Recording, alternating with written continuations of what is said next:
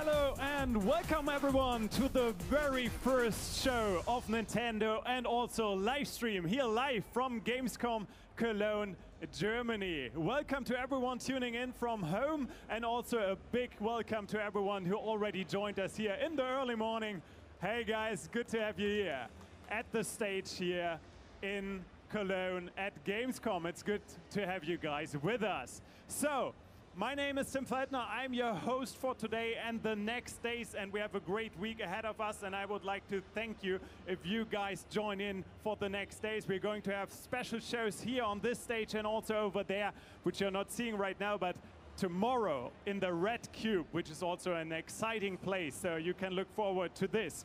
And we're going to have great guys with us today, already on stage and backstage also. And we have a wonderful, wonderful week ahead of us. That much I can tell you. We're going to have an in-depth look at various games. We're going to have tournaments. We're going to have developer interviews. We're also going to have new announcements and much, much more. So, I hope you guys are in a good mood. That's what I wanted to hear. Perfect. So, what better way to start this special show that we're having right now than having a special announcement? A special, brand new update from the producer of Splatoon 2, Mr. Nogami.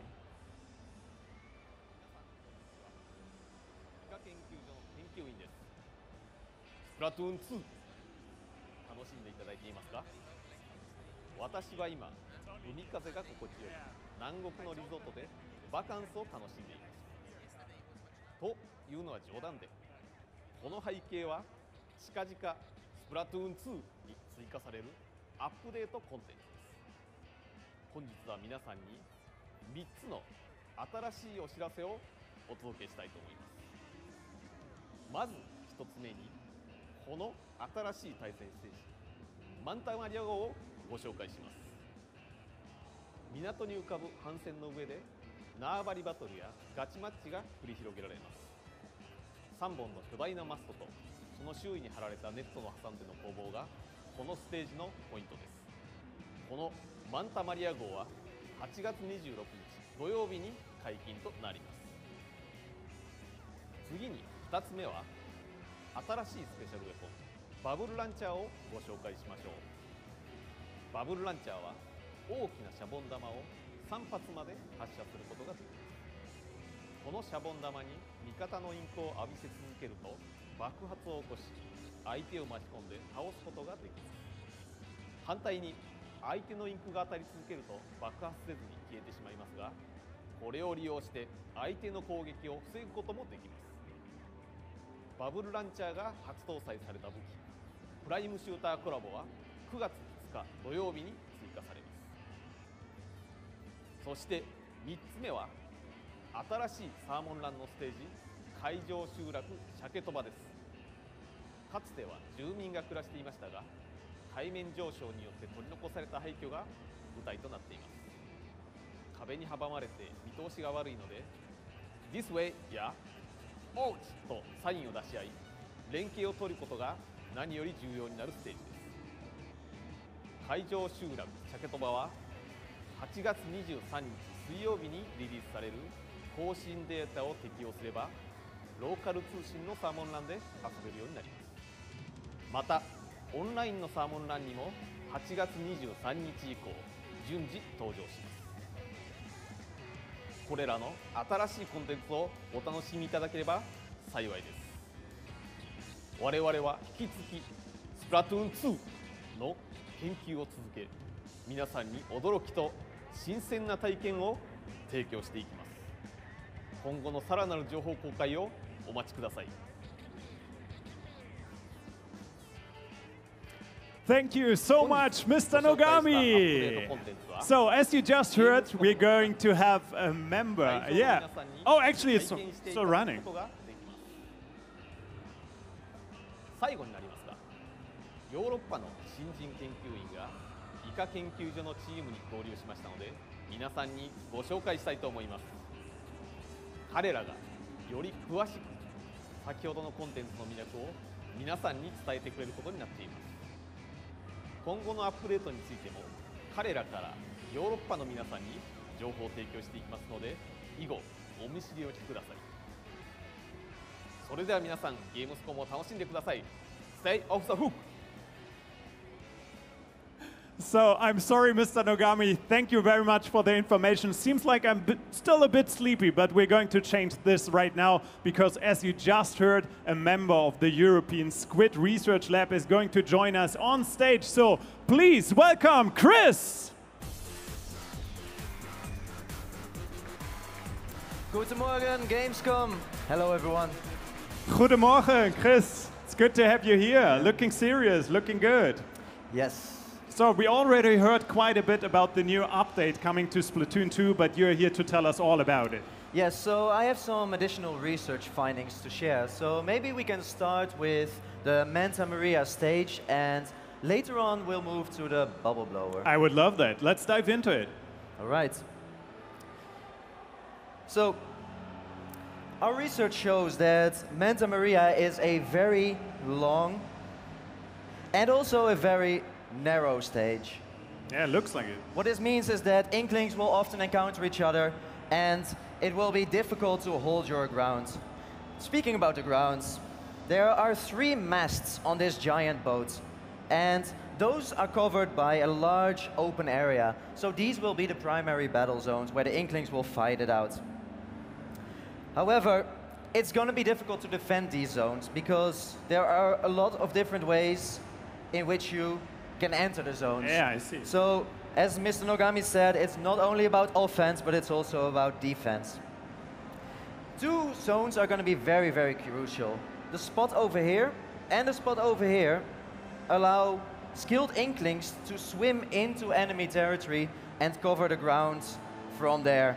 So, you always have to be on your guard, because before you know it, the end of a map might look like this, and we can see that both teams have skillfully flanked each other, but have forgotten to defend their own zone.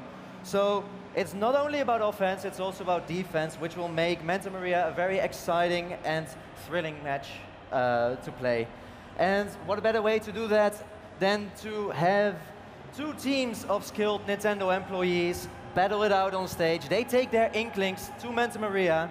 I would say, take it away. Yeah, we are also joined by our colleagues. For once, it's Bowie who will be commentating the matches. Welcome. And also Filippo, buongiorno Filippo, who will be running the spectator camera. So we're looking forward to that. And we're diving into the match right now as both teams getting ready. I think we can start. If you guys are ready, looks like it. Let's go. Okay, excited to see our first match here on the Manta Maria. Looks glorious, it really does. So excited. Oh yes, okay, so the yellow team is our team on the far side over here, and the blue team on this side for everyone here who's watching, and it's underway. So obviously we're going to be using the spectator camera. We're going to see the overall map here, and you can see that obviously, as Chris said, it was very narrow and also very, very, very long. As our players, the blue team, making their way along the right-hand side, whereas the yellow team going straight for that center. Less flanking going on right now. The yellow team have met there, but so far, no actual tussles yet from the 2. There's already the bubble blower. Sorry, the B's today. Executed. Being used, yeah. So what you can do with that, as you can see, is these big old bubbles coming out. We're going to go into that a little bit later. So we're going to be watching player 5 just making their way back in, keeping a lot of space open so they can get some more points in as they go. I think one thing which you can already see is that Manta Maria has a lot of elevation.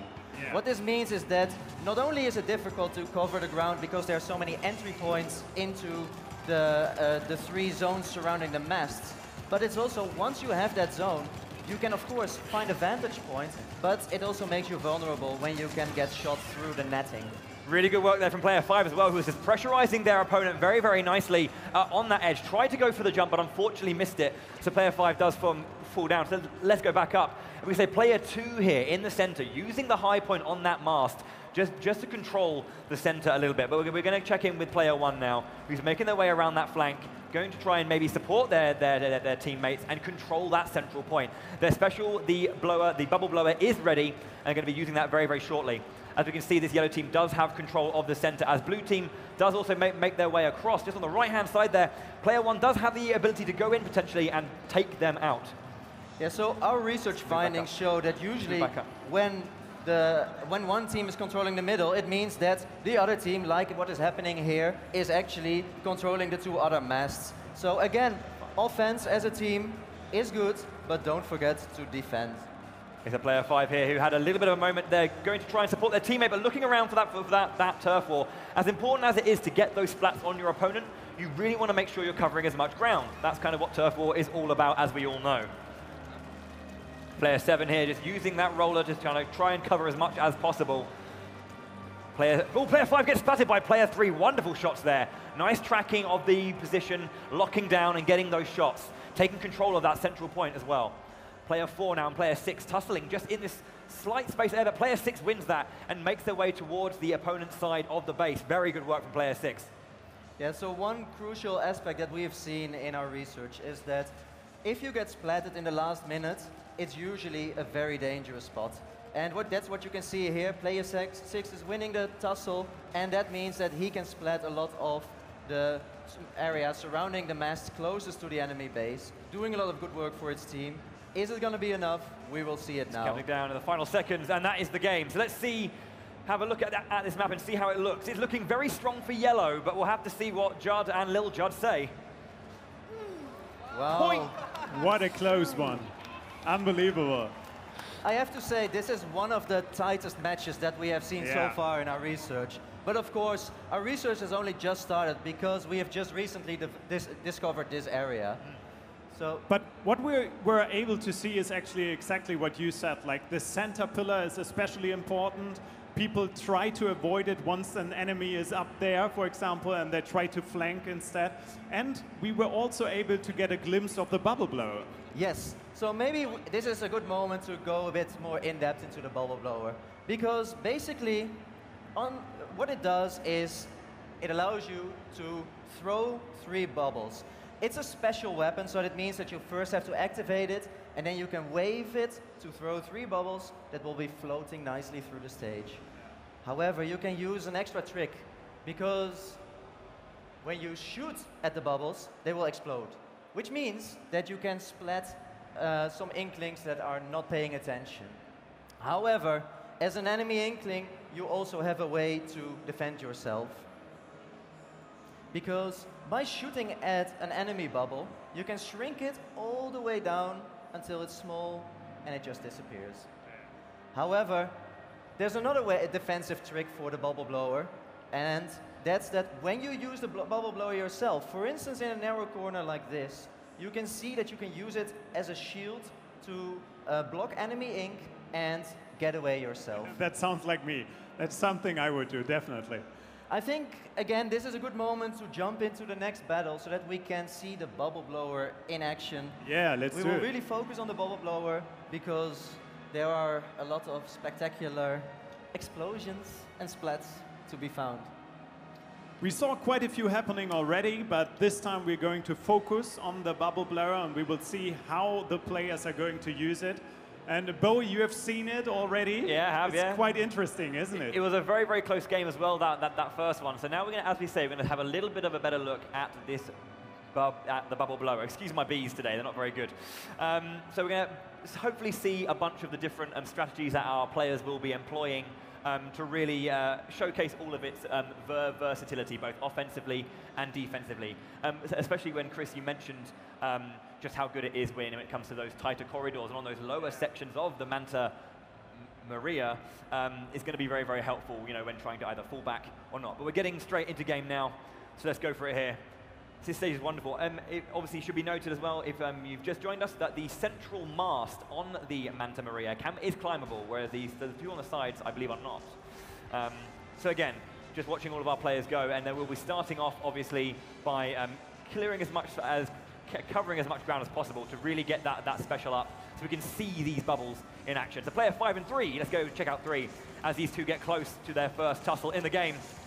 Player 3, obviously their opponents are above, needs to try and find a way to get rid of that pressure. We see the bubbles being employed by the blue team, and they're underway now from player 3. Again, getting these shots out and covering all that ground. Very, very nice. Player 3, though, being pressurized and taken out by player 6, who did a very, very good job. Which is actually also an interesting finding, that when you use the bubble blower, because you are focused on waving the 3 bubbles, it also makes you briefly vulnerable to enemy counterattacks if you get flanked. So always be mindful of your surroundings. So yeah, do not just defensive in terms of blockading or by covering ground, but also a distraction technique, which I think is very, very nice about this, changing up the way it looks. So we can see now, let's have a look at player 6 and 3 who are tussling on the yellow side base. Player 6 trying to get away as player 3 is pressurizing on the back now. How will our players deal with this? Circling around each other. Ooh, player 3 just clutching that out very nicely.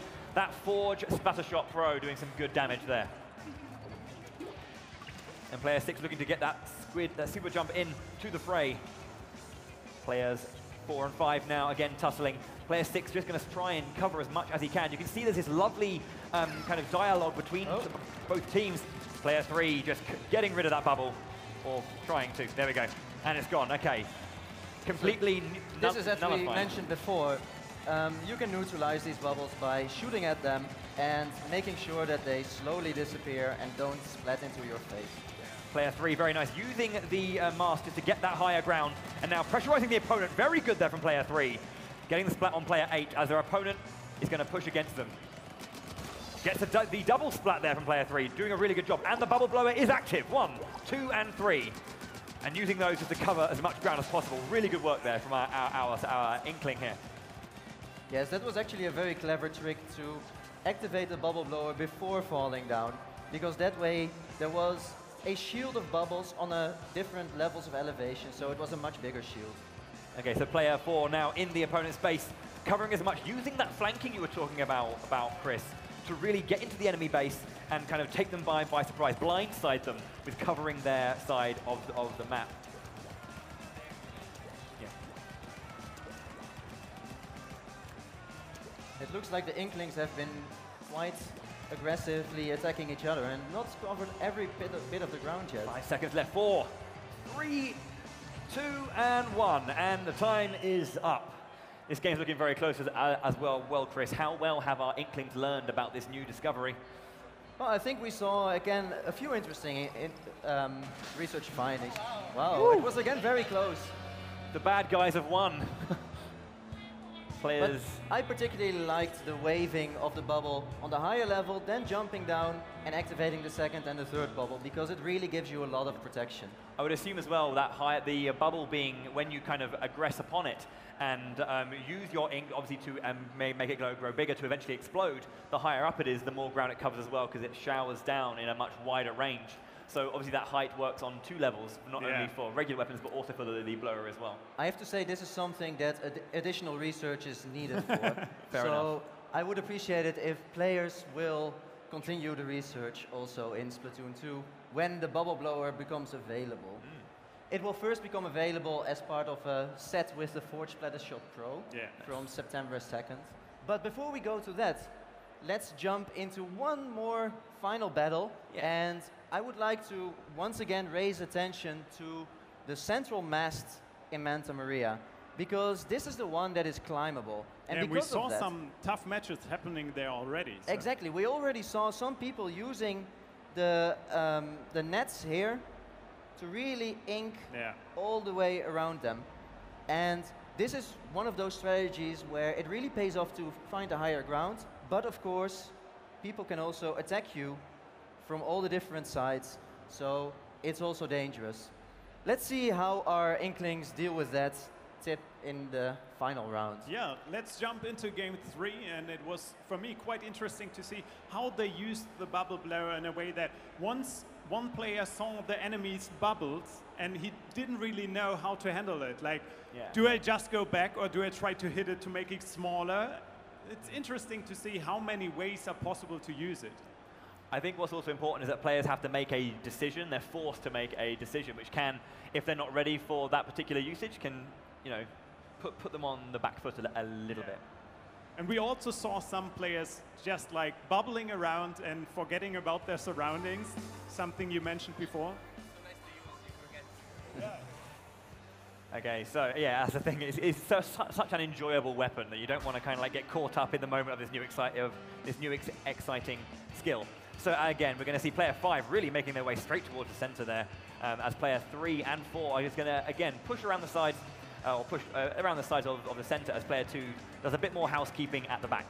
So players 3 and 5 now in the center. The higher ground for player 5, the lower ground for player 3. Just going to try and cover as much as they can here. You can see that line disappearing. Player 3 looking just to cover as much ground as possible. He has his bubble blower available now. 1, 2, and 3. He's got them going and uses them to cover that ground very, very nicely. Oh, wonderful double splat from player 3 immediately. Wonderful play. Actually, what I really liked even more was the way that the bubbles were blown, because they were shot sequentially, so they exploded into each other and really covered a lot of the ground. Gave him a good protection and also a good splatting. Oh, this is not looking good for player 4 right now. What a tough spot. Get out of there! Get out of there! Oh, that was inevitable, unfortunately, for player 4. Completely trapped in the opponent. Look at the yellow team now. Complete domination of that central point.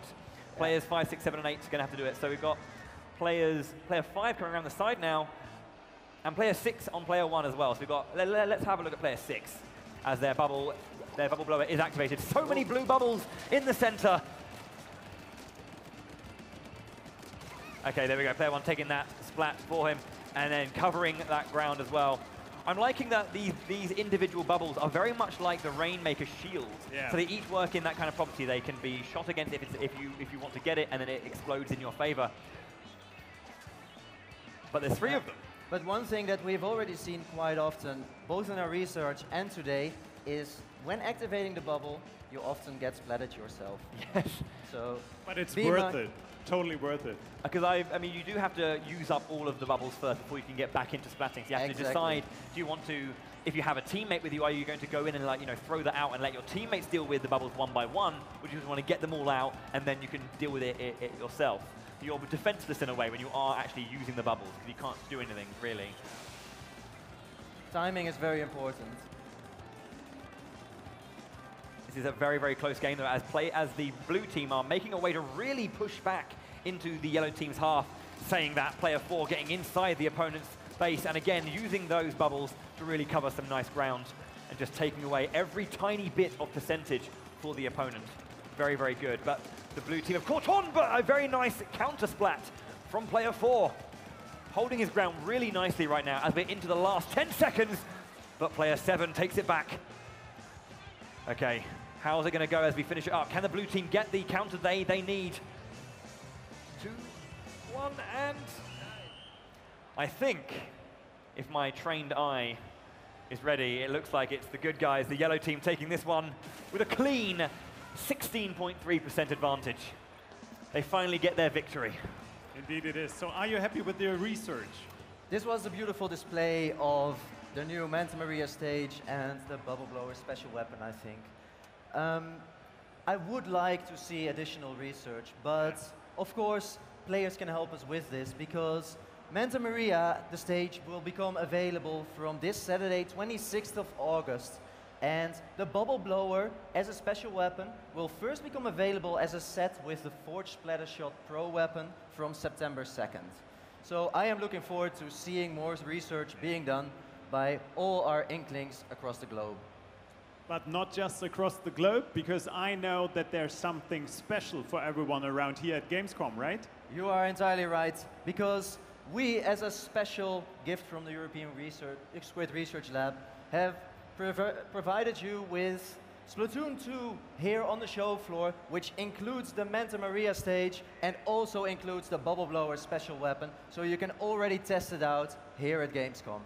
Awesome. So use this time wisely. Try to get ahead of your friends. That's what I would do at least. Right, Bowie? He laughs. We know where we can find him over every little advantage helps. Every little bit. The next days. Yeah, right. So thank you very, very much, Chris. Thank you very much to our guys here on stage, our high-skilled Nintendo employees who showcase what a good Splatoon match looks like. It's always interesting to see, because even in the last seconds, everything can change. I love that about Splatoon. So for this moment, I would say thank you to all of you tuning in. Thank you guys, obviously, for joining us here at the show floor. And I would love for you guys to tune in tomorrow at 11 a.m. We're going to start with ARMS, another fantastic game with fantastic new content. That much we can say. So please tune in tomorrow, and if you're around at Gamescom, make sure to come by over the course of the next days. We would love that. So thank you very much to Bowie, thank you very much Filippo, thank you very much to you guys here on stage, thank you to our lovely audience here at Gamescom, and thanks for tuning in. See you tomorrow. Bye.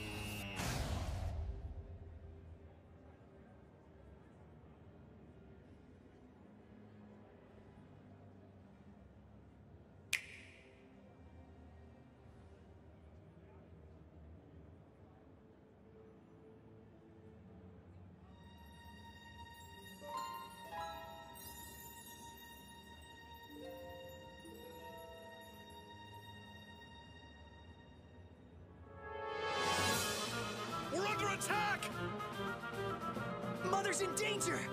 If she's up there, then... You two must keep going. No, I'm coming with you.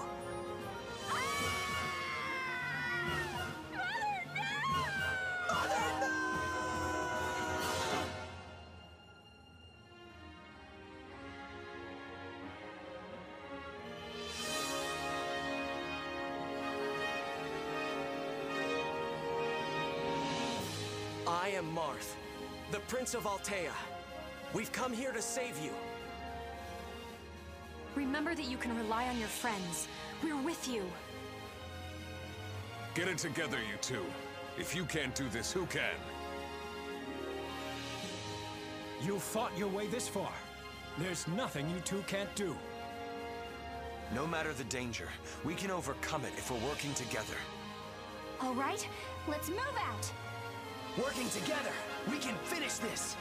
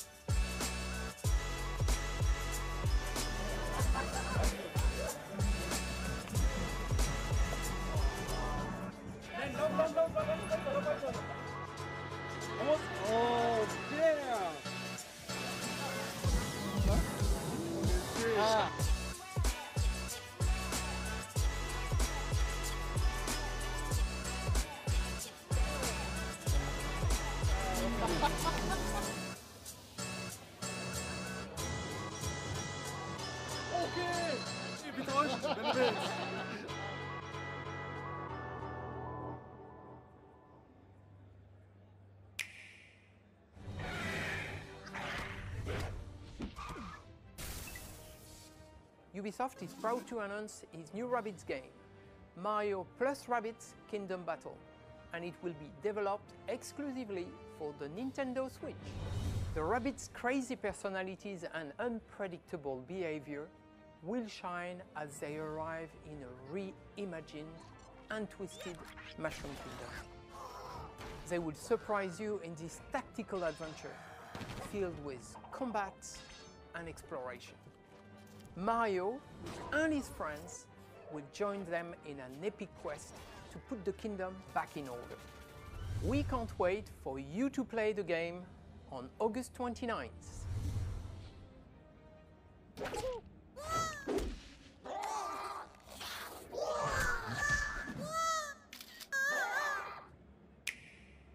Sometimes you need a hero.